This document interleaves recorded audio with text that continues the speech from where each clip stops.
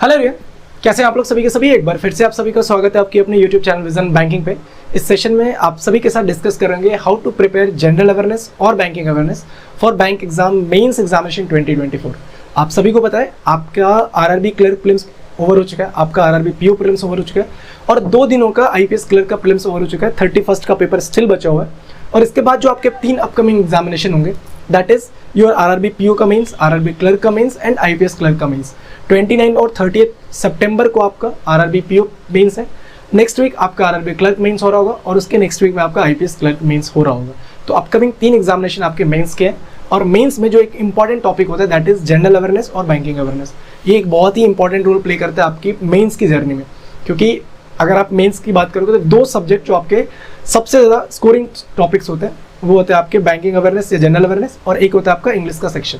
बहुत सारे स्टूडेंट्स का इंग्लिश भी उतना अच्छा नहीं होता, तो they are completely focused on कि भैया किसी भी तरीके से ना मेरे को बैंकिंग अवेयरनेस या जनरल अवेयरनेस में ज़्यादा नंबर लाने सो दैट कि मेरा मेंस क्लियर हो जाए। अब आप अगर मेंस का कट ऑफ चेक करोगे तो 50-60, अगर आप एवरेज में मैं बता रहा हूँ 60 के आसपास आपका जाता है। अगर आप आरआरबी क्लर्क चेक करो तो वो 60 मतलब 120 होता है। लास्ट ईयर आरआरबी पीओ का 60 टू समथिंग गया था और आरआरबी क्लर्क आपका 60 टू 70 के बीच में आपका हमेशा ऐसा देखने को मिलता है, दिख रहा होता है। ठीक है, तो किस तरीके से आपको करेंगे डिटेल्स में सारी चीज़ें आपको एक एक करके बता रहा हूँ। बट एक चीज़ आप सभी के साथ बता देता हूँ कि बीइंग अ एस्पिरेंट आपको एक सजेशन देना चाहूँगा कि आप कभी भी ना कंप्लीटली फोकस्ड मत होना, कंप्लीटली डिपेंडेंट मत हो जाना बैंकिंग अवेयरनेस पे। क्यों? क्योंकि यही एक ऐसा सेक्शन है जिसकी अनसर्टेनिटी होती है, आपको पता नहीं क्या क्वेश्चन आ जाएगा। इस बार तो आरआरबी पीओ आरआरबी क्लर्क में आपके पास सिर्फ 15 मिनट्स है और इस 15 मिनट में आपको 40 क्वेश्चन करने हैं। फॉर एग्जाम्पल अगर आपका स्टेटमेंट वाइज क्वेश्चन आ गया ना तो आप 40 क्वेश्चन तक तो पहुंच भी नहीं पाओगे सही से 15 मिनट में। तो कंप्लीटली डिपेंडेंट मत होना, बट आप अपनी तैयारी को ज़्यादा तरह से फोकस करके पढ़ सकते हो चीज़ों को। ठीक है, हर सब्जेक्ट को अभी ऐसे आपको एवरेज टाइम दे के पढ़ना ही पढ़ना है। ठीक है, तो अब जिनका मान लो आरआरबी पीओ प्रीलिम्स अच्छा नहीं गया, आरआरबी क्लर्क अच्छा नहीं गया, फिर आईपीएस क्लर्क का एग्जाम अच्छा नहीं गया, आप भी मेंस की तैयारी करो, बट साथ साथ आप फोकस करो अपने अपकमिंग प्रीलिम्स एग्जामिनेशन जो कि आपका आईपीएस पीओ प्रीलिम्स हो रहा हो। और अगर आप आईपीएस पीओ प्रीलिम्स की तैयारी कर रहे हो तो आपके लिए एक बेहतरीन बुक सजेस्ट कर रहा हूँ।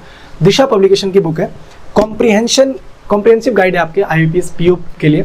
इस बुक में आपको क्वांटिटेटिव एप्टीट्यूड जो कि प्रीलिम्स में पूछा जाता है, डेटा इंटरप्रिटेशन और डीए जो कि आपका मेंस का होता है, फिर रीजनिंग का, फिर आपका इंग्लिश, फिर आपका बैंकिंग अवेयरनेस, हर टॉपिक हर सब्जेक्ट के सारे क्वेश्चन आपको इसमें फ्रेम करके गिवन है। पिछले 2015 से 2023 तक में जो जो क्वेश्चन पूछे गए वो सारे क्वेश्चन इसमें डाले गए। कुछ क्वेश्चन ऐसे भी होते हैं जो कि मतलब पहले पूछे जाते थे, अब अननेसेसरी हो गए, उनके अब वो एग्जाम में नहीं पूछे जा रहे, उसको हटा दिया गया बुक में। अगर इस बुक की फीचर्स के बारे में बात करें तो इसमें आपको क्या देखने को मिल जाएगा, latest data analysis and interpretation question जो कि आपके मेंस के क्वेश्चन होते हैं। साथ साथ 2015 से लेकर 2023 तक जितनी भी आपके एग्जामिनेशन हुए प्रीलिम्स मेंस सबके डिवाइडेड चैप्टर वाइज क्वेश्चन मिल जाएंगे। साथ साथ 4 आपको ऑनलाइन प्रैक्टिस सेट मिल जाएगा जिसमें 2 प्रीलिम्स का सेट और 2 मेंस का सेट मिल जाएगा। अब इसका थोड़ा सा कंटेंट देख लेते हैं कि किस तरीके से होता है। मैंने आपको पहले ही बताया था कि इस बुक में आपको चारों सब्जेक्ट्स मिल जाएंगे, मैथ्स, रीजनिंग, इंग्लिश और जनरल एबिलिटी।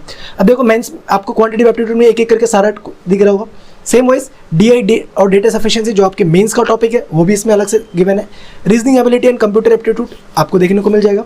साथ साथ इंग्लिश का भी लैंग्वेज है और आपको जनरल बैंकिंग इकोनॉमी अवेयरनेस भी मिल जाएंगे।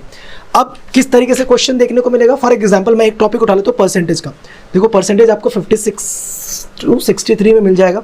एक बार मैं 56 टू 63 देख लेता हूँ क्या कैसा है इसमें क्वेश्चन देखने को मिलता है अपने को। अब देखो परसेंटेज में पहले आपको सारी की सारी थ्योरी डिटेल्स में यहाँ पे एक एक करके समझाई जाएंगे, फिर उसी क्वेश्चन को अगर किसी भी शॉर्ट ट्रिक के साथ किया जा सकता है तो यहाँ पे आपको दिख रहा होगा कि शॉर्टकट अप्रोचेस भी आपको यहाँ पे इसी बुक में बताए गए हैं साथ साथ, और इसके बाद आपकी एक्सरसाइज भी मिल जाएंगी। इसके साथ साथ आप दिशा पब्लिकेशन के 22 ईयर सॉल्व पेपर भी खरीद सकते हो जिसमें सारे एग्जामिनेशन जो कि आपके प्रीवियस ईयर क्वेश्चन में हो चुके हैं वो आपको फॉर्मेट में दिए होंगे। यहाँ पे आपको उसका कॉन्टेंट दिख रहा होगा, ईयरली वाइज आपको यहाँ पे देख पा रहे होगे कि आपके एग्जाम जैसे जैसे प्रीलिम्स का एग्जाम हुआ है, मेंस का एग्जाम हुआ है, हर एक का question paper previous year question paper आपको यहाँ पे देखने को मिल जाएगा। तो इन दोनों बुक्स का लिंक मैं आपके लिए डिस्क्रिप्शन बॉक्स में और कमेंट सेक्शन में पिन कर रहा हूँ, आप जाके वहाँ से परचेज कर सकते हैं। डेफिनेटली आपके एग्जामिनेशन में एक एक्स्ट्रा बूस्ट ये ऐड कर रहा होगा। जब आप एग्जाम में बैठोगे आपने इन क्वेश्चंस को प्रैक्टिस ऑलरेडी करा होगा तो आपको लगेगा कि जो क्वेश्चंस आपके पूछे जा रहे हैं आपने उसमें मल्टीपल टाइम प्रैक्टिस करी हुई है। ठीक है, तो डिस्क्रिप्शन बॉक्स में लिंक है, आप जाके एक बार चेकआउट कर सकते हैं। फिलहाल आते हैं अपने सेशन पे। अब देखो RRB PO mains, RRB clerk mains और आईपीएस क्लर्क मेंस के लिए अगर मैं आपका रफली टाइम देखूँ तो विद इन 45 डेज आपका ये तीनों एग्जाम कंप्लीट हो गया होगा। अगले मतलब 30 to 32 डेज के अंदर आपका आरआरबी पीओ हो जाएगा, 39-40 डेज़ के अंदर में आपको हो जाएगा और 45 डेज़ के अंदर अंदर आपका IPS क्लर्क का भी पेपर कंप्लीट हो जाएगा। इतना ही टाइम आपके पास बचा हो, तो इस टाइम को कैसे यूटिलाइज करना है। कुछ बच्चे होंगे जो प्रॉपरली सिर्फ और सिर्फ वो पढ़ाई कर रहे हैं, कुछ होंगे जो वर्किंग भी होंगे और साथ साथ पढ़ाई कर रहे हैं। तो मैं दोनों स्टूडेंट्स को कंसिडर कर रहा हूँ, जो वर्किंग भी है और जो पढ़ाई भी साथ साथ कर रहे हैं, उनके लिए इतना सफिशिएंट टाइम नहीं है आपके पास कि आप डेली बेसिस पे करो। तो पहले उनके लिए बात कर लेते हैं। आप देखो क्या उठाओ, आप मंथली वाली मैगजीन उठाओ। मंथली कैसे, अब ज़्यादा पीछे तो आप पढ़ नहीं सकते, आप उठाओ जून, जुलाई, अगस्त और सितंबर, ये 4 महीने ऐसे हैं जो आपके तीनों एग्जाम्स में आने ही आने हैं। तो आप जून से स्टार्ट करो, आप सितंबर, अगस्त, जुलाई, जून मत करना, रिवर्स ऑर्डर में मत जाना। क्यों? क्योंकि बहुत सारी जगह आपको बताया जाता है कि आप रिवर्स ऑर्डर में करो। एक बात बताओ, अगर आप रिवर्स ऑर्डर में करोगे ना तो आपका क्रोनोलॉजी बैठ नहीं पाएगा। फॉर एग्जाम्पल, एक कमेटी बनी, उस कमेटी का गठन हुआ, कमेटी बन गई, उसमें एक आपका चेयरमैन बना, फिर उस कमेटी ने कुछ डिसीजन लिया। ये अगर मई, जून, जुलाई का डेट है, तो आप अगर जुलाई में पढ़ोगे तो आप पहले पढ़ोगे कि डिसीजन लिया, फिर उस कमेटी का कौन हेड कर रहा था, फिर वो कमेटी कब बन, इतना नहीं ना। एक क्रोनोलॉजिकल ऑर्डर में पढ़ने में चीज़ें ज़्यादा मेस्मराइज होती है, आपकी ज़्यादा चीज़ें लर्न कर पाओगे। ठीक है, तो आपको जो क्रोनोलॉजी पकड़ना है वो क्या है, जून, जुलाई, अगस्त, सितंबर।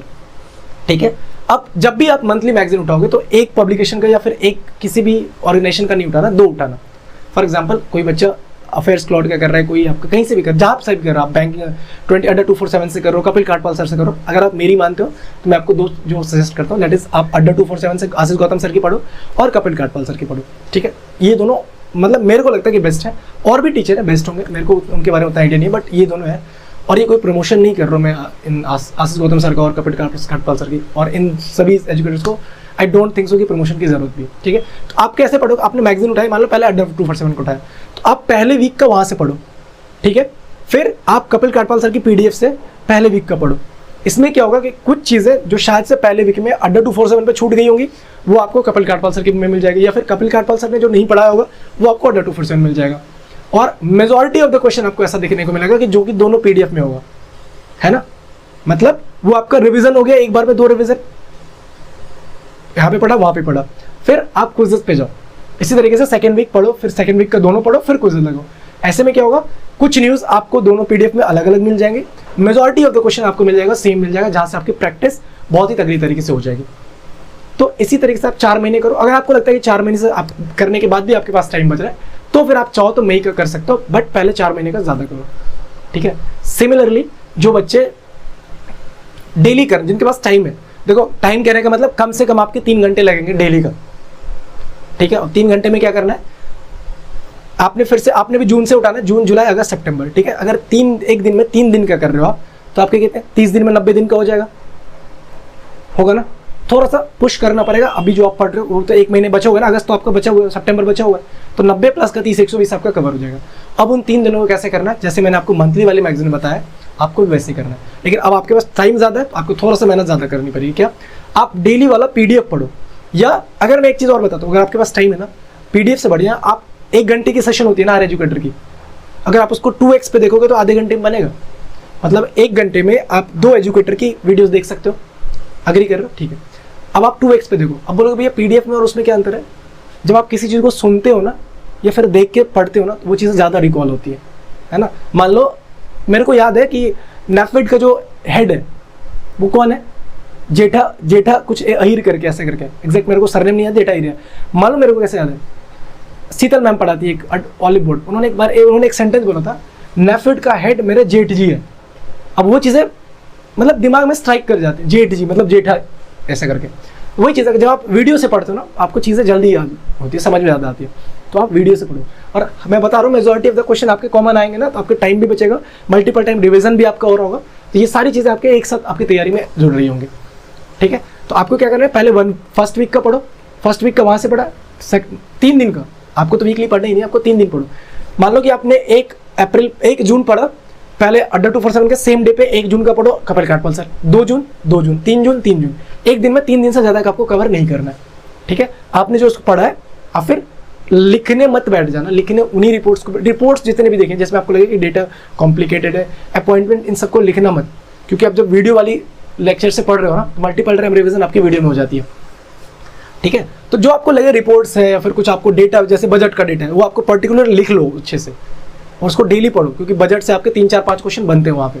ठीक है, तो इस तरीके से आपको डेली रिवीजन करना है। और जब भी आपका 1 वीक कंप्लीट हो, तो किसी भी एजुकेटर का जाओ यूट्यूब पे जाओ, देखो कि वीकली एमसीक्यू किसी ने करवाया है क्या, आप उसको जाके एक बार चेक करो कितने क्वेश्चन आपसे अटेम्प्ट हो रहे हैं। क्यों? क्योंकि आप जब किसी पर्टिकुलर एजुकेटर का पढ़ रहे होते हो तो एक पर्टिकुलर क्वेश्चन ही बनता है। फॉर एग्जाम्पल मान लो कि एडीबी ने किसी को लोन दिया, इंडिया को लोन दिया किसी रूफ टॉप पे सोलर लगाने के लिए, एमपी को मिला था शायद, है ना। आपके अगर एजुकेटर पढ़ा, आपने आपके एजुकेटर ने पढ़ा कि एडीबी ने इतना लोन मध्य प्रदेश को दिया, किस पर्पस के लिए दिया, आपने पढ़ा होगा कि रूफ टॉप के लिए।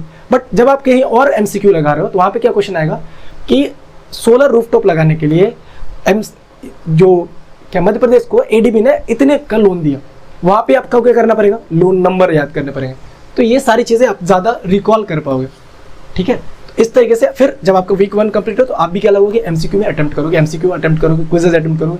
क्विजेस और MCQ is the key for your general awareness section, ठीक है। तो इस तरीके से अगर आप अपनी तैयारी करते हो तो डेफिनेटली आप भी इजीली 25 प्लस स्कोर कर पाओगे।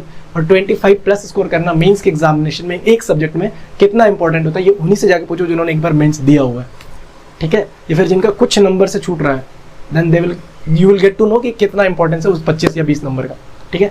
तो एक बार अटेम्प्ट करके देखो इसी स्ट्रैटेजी के साथ, ट्रस्ट मी आपके भी नंबर बढ़ रहे होंगे और आप भी अच्छा खासा स्कोर करोगे अपने जनरल अवेयरनेस सेक्शन में, ठीक है। तो मिलते हैं नेक्स्ट सेशन में, till then take care, bye bye, thank you. कैसा लगा वीडियो एक बार कमेंट सेक्शन करके जरूर बताना, एंड चैनल पे अगर नहीं हो तो चैनल को सब्सक्राइब जरूर कर लेना।